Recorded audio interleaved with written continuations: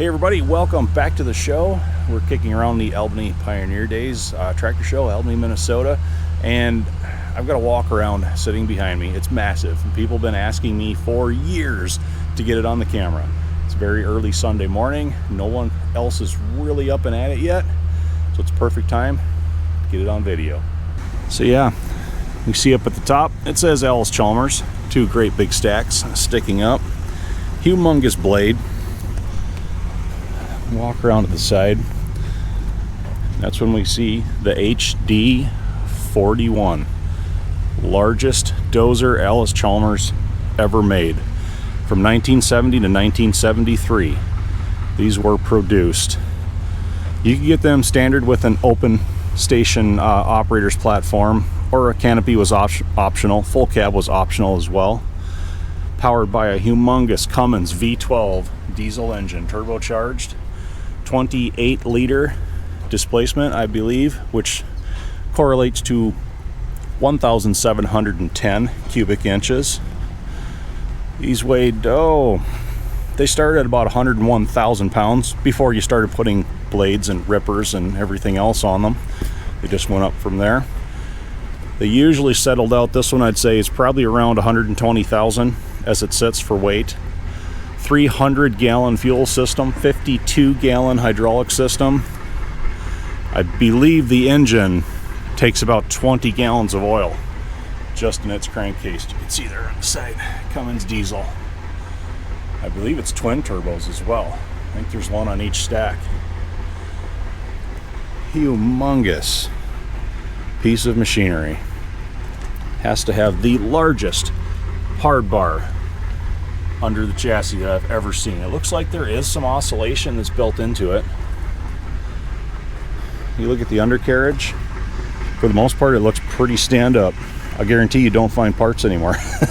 But these track pads, stretching my arm out, they have to be, they're at least 30 inches, probably 36 wide. Grouser bars, just look at the meat right there. They're worn a bit. I bet they're still 3 inches tall, but the rails look pretty good. Sorry, I'm just drawn to stuff like that.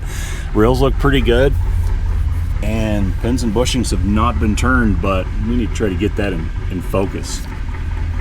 Look at the size of that thing. You can't even get your fingers around it. Oh, like a track pen. I bet that's a solid 2 inches in diameter, just the pen. Yeah, we got carrier rollers. I bet each one of these with the stand weighs about 200 pounds. They look pretty good shape though. Sprockets have the bolt-on segments. I know the final drives have planetaries inside. What I like about this, that's a dirt guard, and it's approaching 3/8 thickness steel. So there's no sheet metal on these. Idlers, honestly everything here looks good, and look at how wide this bottom track roller is. My whole hand pretty much takes up the one face where one of the rails would run. So you've got a hard belly pan on it. There's access panels there getting up to the blade.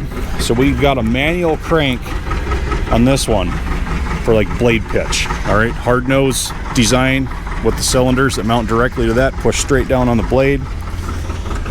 I pasted off, this blade is approaching 16 feet wide. And I'm in excess of 6 foot, and my eyeballs look straight at the top of it.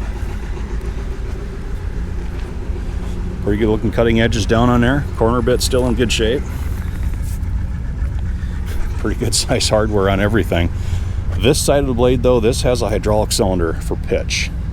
Don't know if it only had just one cylinder as standard arrangement, or if they just replaced that one over there with a manual. I couldn't tell you.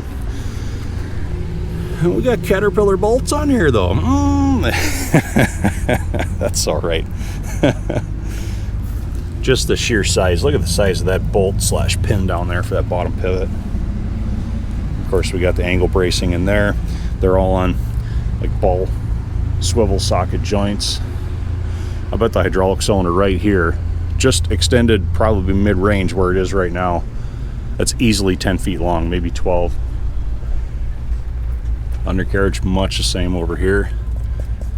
I bet that hard bar weighs about half as much as one of my crawlers, just as it sits.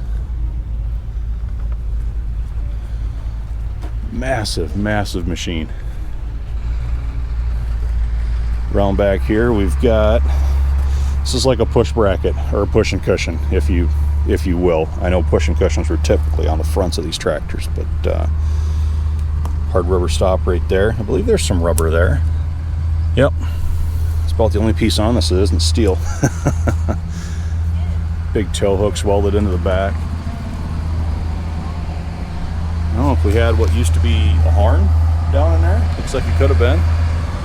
We get up into a lot of the compartments for back end, final drive, things like that.